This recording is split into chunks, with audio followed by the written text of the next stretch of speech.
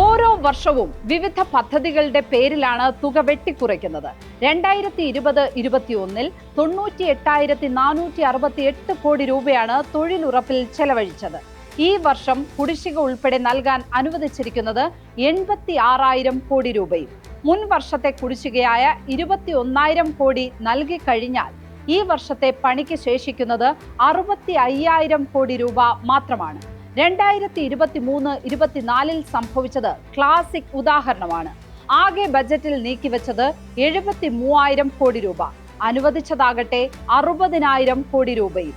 മുൻ വർഷങ്ങളിലൊക്കെ ബജറ്റിൽ പറയുന്നതിൽ കൂടുതൽ ചെലവഴിക്കുകയും ശേഷിക്കുന്നത് സപ്ലിമെന്ററി ബജറ്റിലൂടെ അനുവദിക്കുകയുമായിരുന്നു പതിവ്.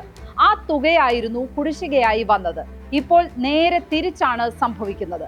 ബജറ്റിൽ പറയുന്ന പണിക്കുള്ള തുക പോലും കുടിശ്ശികയായി മാറുകയാണ്. മറ്റൊരു ഗതിയും ഇല്ലാത്തവരാണ് തൊഴിലുറപ്പ് പദ്ധതിയിൽ വരുന്നവരിൽ ഏറെയും. അവരെ സഹായിക്കാനാണ് ഈ പദ്ധതി കൊണ്ടുവന്നത് തന്നെ. ഇത് ആരോഗ്യമുള്ളവരെ കൊണ്ട് പണിയെടുപ്പിച്ച് രമ്യഹർമ്മ്യങ്ങൾ നിർമ്മിക്കാനുള്ള പദ്ധതിയല്ല. ആവതില്ലാത്തവരും ദുർബലരുമായവർക്ക് കൈത്താങ് നൽകാൻ കൊണ്ടുവന്ന പദ്ധതിയാണ്.